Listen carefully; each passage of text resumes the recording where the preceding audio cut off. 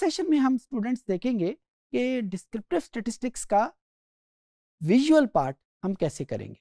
Numeric part तो हमने last session में देख लिया। अब हम डेटा की मदद से, इंफॉर्मेशन की मदद से तस्वीर हम कैसे बनाएंगे, एक ग्राफ या चार्ट कैसे बनाएंगे।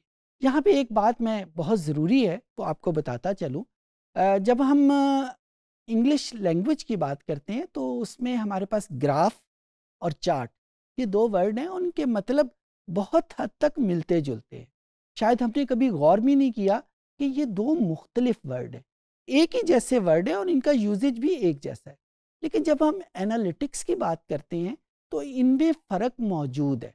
यानी हम ग्राफ किसी और चीज़ को कह रहे हैं, चार्ट किसी और चीज़ को कह रहे हैं। बाय द वे कोई तीसरा नाम यहाँ पे मौजूद नहीं है, ग्राफ इस्तेमाल होता है या चार्ट इस्तेमाल होता है। अच्छा, आपने पिछले सेशंस में ये देखा होगा कि हमारे पास वेरिएबल की कुछ टाइप्स होती हैं। कुछ वेरिएबल को हम क्वांटिटेटिव वेरिएबल्स बोलते हैं, कुछ वेरिएबल को हम कैटेगोरिकल वेरिएबल बोलते हैं या क्वालिटेटिव वेरिएबल बोलते हैं। तो जब हमारे पास विजुअलाइजेशन, जब हमारे पास एक तस्वीर क्वांटिटेटिव वेरिएबल की हो तो उसके लिए हम ग्राफ का वर्ड यूज़ करते हैं। सिमिलरली जब हमारे पास एक तस्वीर या विजुअलाइजेशन एक कैटेगोरिकल वेरिएबल की हो या एक क्वालिटेटिव वेरिएबल की हो तो हम उसके लिए वर्ड चार्ट का यूज़ करते हैं। ये डिस्टिंक्शन थी। आप उम्मीद है कि हम जब आइंदा जब भी रेफ़र करेंगे ग्राफ को या चार्ट को तो हम हमेशा ये बात करेंगे, जब ग्राफ का वर्ड बोला जाएगा तो जिस वेरिएबल के लिए ये डेवलप किया गया है वो लाजमी तौर के ऊपर क्वांटिटेटिव होगा, और जब हम चार्ट का वर्ड यूज़ करेंगे तो लाजमी तौर के ऊपर जिस वेरिएबल के लिए डेवलप किया होगा वो क्वालिटेटिव नेचर का होगा, जिसको बाद में हमने नंबर में कैटेगोरिकल वेरिएबल की फॉर्म में कन्वर्ट कर लिया होगा। एक ये बात थी। दूसरी बात जो बतानी यहाँ पे बहुत इम्पॉर्टेंट है, हमारे पास एक से ज़्यादा वेरिएबल अगर मौजूद हैं उसके लिए ग्राफ या चार्ट बनेगा तो उसका ऑब्जेक्टिव रिलेशनशिप होगा। यानी जिन दो वेरिएबल के लिए या जिन दो से ज़्यादा वेरिएबल के लिए वो चार्ट या ग्राफ डेवलप हुआ है उनके दरमियान में आपस में क्या रिलेशन है। और जब हमारे पास ये ग्राफ या चार्ट किसी एक वेरिएबल के लिए बना होगा तो उसमें ऑब्जेक्टिव ये होगा कि उस वेरिएबल की इंटरनल कॉन्फ़िगरेशन क्या है, उसका इंटरनल स्ट्रक्चर क्या है। जब हम कंप्यूटर के ऊपर हम इनको देखेंगे तो उसमें मेरी इस बात की ज़्यादा आपको समझ आ जाएगी। तो आइए हम कंप्यूटर पे चलते हैं और देखते हैं कि ये कैसे हम इन चीज़ों को एक्सेल की मदद से डेवलप करेंगे। स्टूडेंट्स, ये वही मेरे पास डेटाबेस है, कस्टमर डीबेस, और मैं इसमें से किसी एक वेरिएबल को चूज़ करके उसको कन्वर्ट करूँगा किसी तस्वीर में। अच्छा, यहाँ पे एक्सेल मुझे कुछ फीचर्स प्रोवाइड करती है। फॉर एग्ज़ाम्पल यहाँ पे एज एक वेरिएबल है, मैंने इसकी कुछ वैल्यूज़ को सिलेक्ट कर ली है। ये देखिए, मैंने इसकी कुछ पहली 20 वैल्यूज़ को सिलेक्ट किया है और यहाँ पे जो मेन्यू है, इस मेन्यू में एक मेरे पास मेन्यू मौजूद है इंसर्ट का। ये बहुत सारे फीचर मौजूद हैं, इनमें से एक मेन्यू इंसर्ट का मौजूद है। तो इंसर्ट में मेरे पास ये चार्ट की मुख्तलिफ टाइप्स अवेलेबल है। पहली बात तो याद रखने वाली ये है कि चार्ट या ग्राफ जहाँ पे भी अवेलेबल हैं उस मेन्यू का नाम इंसर्ट है, किसी और जगह पे आपको ये ग्राफ नहीं मिलेंगे।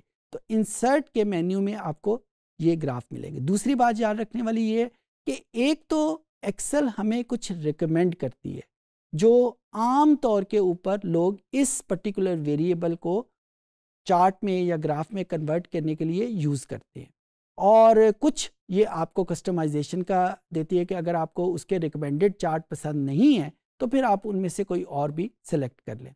हम इस वक्त इसको रिकमेंडेड चार्ट को क्लिक करते हैं, देखते हैं एक्सेल हमें क्या बता रही है। तो एक्सेल ने यहाँ पे हमें दो किस्म की इंफॉर्मेशन दी है। एक तो उसने बार्स यूज़ की हैं। बार इस वजह से कह रहा हूँ कि ये रेक्टेंगुलर स्टिक्स की तरह की चीज़ें हैं, इनको हम जो आमतौर पे टेक्निकल नाम यूज़ होता है उसके लिए बार यूज़ होते हैं। और बार चार्ट भी दो किस्म के यहाँ पे अवेलेबल हैं। एक बार चार्ट है जो वर्टिकल है और दूसरा बार चार्ट जो है वो हॉरिजेंटल है। फिर उसके बाद इसने हमें इंफॉर्मेशन दी है ये एक लाइन चार्ट की। और लाइन चार्ट भी दो किस्म के हैं, एक में उसके स्पॉटेड हैं और एक हमारे पास अनस्पॉटेड लाइन चार्ट है। तो this all depends on matter of choice. इसमें ये कहना कि ये ग्राफ गलत है और दूसरा ग्राफ सही है, ये बहुत मुश्किल है। ये सारे ही ग्राफ ठीक है एज के लिए, लेकिन हमें इसमें से क्या बार ग्राफ ज़्यादा बेहतर लग रहा है या लाइन चार्ट बेहतर लग रहा है, ये हमारे ऊपर डिपेंड करता है, हमारी चॉइस पे डिपेंड कर रहा है।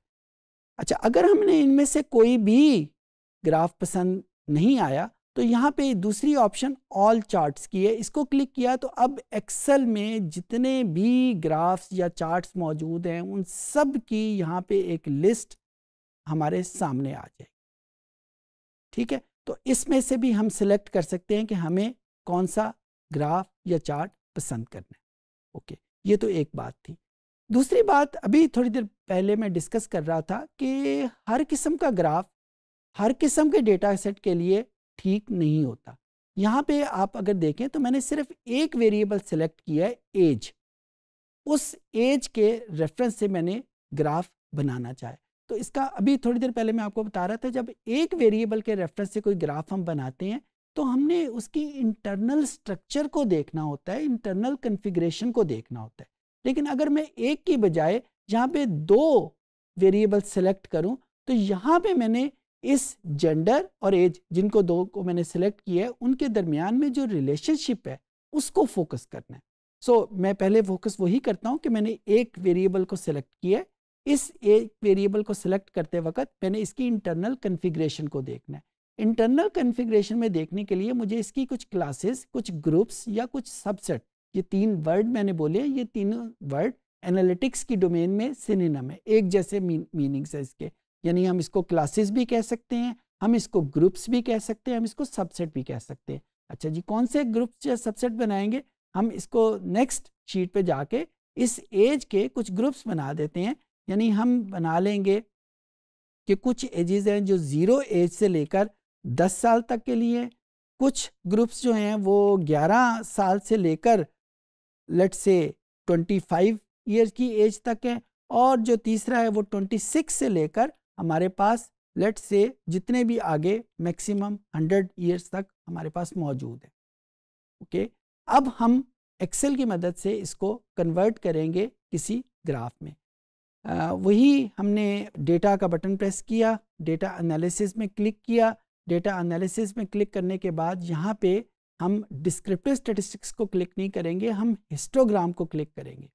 हिस्टोग्राम वो आइकन है या वो टूल है जो हमें हेल्प करता है किसी एक वेरिएबल की विजुअलाइजेशन बनाने में। मैं दोहरा देता हूँ, हिस्टोग्राम वो टूल है जो किसी एक वेरिएबल की एक्सेल में जब हमने विजुअलाइजेशन बनानी हो तो हम इस हिस्टोग्राम को क्लिक करेंगे।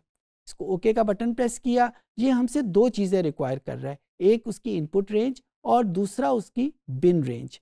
ये दो वर्ड हम जब गूगल शीट्स हम कर रहे थे तो हमने ये दोनों वर्ड्स बिन और इनपुट रेंज हमने सीखे थे, हमारी जहन में मौजूद हैं, इनका यूजेज भी वही है। तो मैं लिहाजा इस यहाँ पे ज़्यादा फोकस नहीं करूँगा, आप उन लेक्चर्स को रेफ़र कर लें अगर आपके जहन में इस वक्त नहीं आ रहा। तो यहाँ पे जो मेरे पास एज की वैल्यूज़ हैं वो कॉलम में है E1 से लेकर E5001 तक हैं, और दूसरे नंबर के ऊपर बिन रेंज। ये बिन रेंज बेसिकली यही जो एज के ग्रुप्स बनाए हैं, इन ग्रुप्स की आप ये देखें, एक लोअर वैल्यू है और एक अपर वैल्यू है। ये जो अपर वैल्यूज़ है इसको उसने नाम दिया है बिन रेंज का। यहाँ पे मैं लेबल को शामिल करूँगा तो मैंने इसको वहाँ से शुरू कर लिया है जिसमें ऊपर एक खाली है, क्योंकि लेबल क्लिक करना है मुझे। इस लेबल को क्लिक किया और आउटपुट रेंज में ये तीन किस्म की ऑप्शन हमारे सामने आ रही हैं, क्योंकि मैंने एक ग्राफ डेवलप करना है। एक ग्राफ का नाम है पेरिटो चार्ट, दूसरे का नाम है क्यूमुलेटिव परसेंटेज और चार्ट आउटपुट। सबसे पहले तो मैं चार्ट आउटपुट तो क्लिक करूंगा कि मुझे चार्ट आउटपुट चाहिए, और दूसरे नंबर के ऊपर पेरिटो अभी आपके सामने आती तो मैं आपको बता देता हूं कि इसको पेरिटो क्यों कहते हैं। ओके का बटन प्रेस किया। अब ये मेरे पास एक फ्रीक्वेंसी डिस्ट्रीब्यूशन आ गई और एक मेरे पास उसकी ये ग्राफिकल फॉर्म आ गई। इसको मैं कस्टमाइज़ कर सकता हूँ अपनी मर्ज़ी के मुताबिक। अगर मुझे इसके कलर चेंज करने हैं तो यहाँ पे मैं कलर भी चेंज कर सकता हूँ, क्योंकि अगर ये ब्लू कलर पसंद नहीं है तो हम किसी भी कलर इसको चेंज कर सकते हैं। यहाँ पे लेट से ये ऑरेंज कलर में, और ये चेंज होके उसमें कन्वर्ट हो जाएगा, जो भी रंग आपको पसंद है। अच्छा, ये सिर्फ 3 इसमें बार्स हैं। 1 जो है वो पहला ग्रुप है 4283, ये 4283 को शो कर रहा है। दूसरा ग्रुप जो है वो 717 है, ये दूसरा ग्रुप शो कर रहा है। और तीसरा ग्रुप जो है वो है ही 0, यानी यहाँ पे कोई भी एज ग्रुप हमारे पास मौजूद नहीं है, लिहाजा यहाँ पे तीसरी बार मौजूद नहीं है। सो जितनी यहाँ पे हमने क्लासेस बनाई हैं उतने यहाँ पे बार्स बन जाएंगे। यहाँ पे वर्ड में बार यूज़ कर रहा हूँ। सिमिलरली अगर मुझे ये ग्राफ पसंद नहीं है, यानी बार्स पसंद नहीं है, तो कुछ और ऑप्शन भी मुझे यहाँ पे अवेलेबल हैं। फॉर एग्जांपल मैं पाई चार्ट भी डेवलप कर सकता हूँ। ये पाई चार्ट मेरे पास आ जाएगा। यहाँ पे ये वैल्यूज़ इस वक्त बहुत कम आ रही हैं इसमें, क्योंकि फर्स्ट उसमें बहुत ज़्यादा वैल्यूज़ है 4283 और दूसरे में बहुत कम वैल्यूज़ हैं 717। तो यहाँ पे हमारे पास ये जो दूसरा सेट है वो बहुत छोटा है। सिमिलरली अगर मैं चार्ट को, इसके कलर को चेंज करना चाहूँ तो वो भी कर सकता हूँ। यहाँ पे कुछ ऑप्शंस एक्सेल में मुझे प्रोवाइड करती है, और वैसे मैं इसको डबल क्लिक करके यहाँ पे जिस तरीके से बार्स का रंग चेंज किया था वो भी चेंज किया जा सकता है। सिमिलरली अगर ये पाई चार्ट भी पसंद नहीं है तो हम कुछ और किस्म के चार्ट्स भी यहाँ पे क्लिक कर सकते हैं। जो याद रखने वाली बात है वो यही है कि यहाँ पे सिंगल वेरिएबल को जब हमने किसी विजुअलाइजेशन में कन्वर्ट करना हो तो हमने प्रोसीड कैसे करना है। वहाँ पे मैंने इंसर्ट के बटन से प्रोसीड नहीं करना, बल्कि मुझे हिस्टोग्राम यानी डेटा एनालिटिकल टूल के थ्रू वहाँ पे जाना पड़ेगा। अच्छा, अब हम दूसरी एक एग्जांपल करते हैं। ये तो सिंगल वेरिएबल की थी। दूसरी एग्जांपल में हम 2 वेरिएबल ले लेते हैं। 2 वेरिएबल कौन से हमने ले लिए? लेट्स सी, एक वेरिएबल मेरे पास जेंडर है, और यहाँ पे हम दूसरा वेरिएबल इनकम और रिटायरमेंट ले लेते हैं। ये इनकम और ये रिटायरमेंट, यहाँ पे उनको हमने सिलेक्ट किया, और सिलेक्ट करने के बाद इंसर्ट, और इंसर्ट करने में सबसे पहले तो रिकमेंडेड चार्ट आ जाता है कि एक्सेल हमें क्या रिकमेंड करती है, और ये हमारे पास वो सारे ग्राफ मौजूद हैं जो हमें एक्सेल रिकमेंड करके बता रही है। बिल्कुल उसी तरीके से अगर ये ग्राफ हमें पसंद नहीं है तो हम ऑल चार्ट को क्लिक करके यहाँ पे कोई और टाइप सेलेक्ट कर लेंगे। यहाँ पे बहुत इंपॉर्टेंट बात, मैं अभी इसकी इंटरप्रिटेशन में नहीं आ रहा, अगले सेशन में इसकी इंटरप्रिटेशन अलहदा से करूँगा, क्योंकि ये सेशन मैंने फोकस किया है कि how to develop these things. बहुत सारी टाइप्स अवेलेबल हैं हमारे पास एक्सेल में। कौन सी टाइप हमने सेलेक्ट करनी है, इसके पीछे कोई मैथ या स्टैट नहीं है, इसके पीछे हमारी चॉइस है कि हम कैसे, किस ग्राफ को बेहतर समझते हैं अपने डेटे को रिप्रेजेंट करने में, क्योंकि ये ग्राफ या चार्ट जो हैं ये हमारे डेटे को रिप्रेजेंट कर रहे हैं। और क्योंकि कहते हैं कि एक तस्वीर 100 वर्ड से ज़्यादा बेहतर होती है, तो एक टेबल जो जिसमें सिर्फ नंबर हैं, ये तस्वीर या जिसमें ग्राफ हैं या चार्ट है, ये हमें बहुत बेहतर तरीके से उस डेटे के बारे में बता रही होती है। तो किस तरीके से हम बेहतर तरीके से यूज़ करेंगे ये हमारे ऊपर डिपेंड करता है। हम कौन से कलर यूज़ करते हैं, हम कौन से टाइप्स यूज़ करते हैं, हम उसमें नंबर यूज़ करते हैं या नहीं करते, ये सारा डिपेंड करता है हमारी अपनी चॉइस के ऊपर।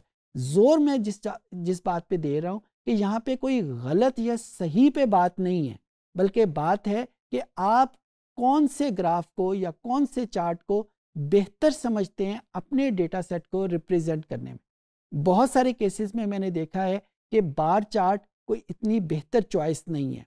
पाई चार्ट ये एक बेहतर चॉइस के तौर पे आते हैं जब हमारे पास सिर्फ एक वेरिएबल है। और जब हम पाई चार्ट में भी आते हैं तो आप एक्सेल में देखिएगा कि हमारे पास कुछ और चॉइसेस भी, कुछ 3D फॉर्मेट भी अवेलेबल है, और वो 3D के लिए हमें कुछ अलहदा से इंफॉर्मेशन नहीं देनी, सिर्फ हमने उस 3D फॉर्मेट के ऊपर माउस की मदद से क्लिक करना है और एक्सेल हमारे लिए वो ग्राफ डेवलप कर देगी।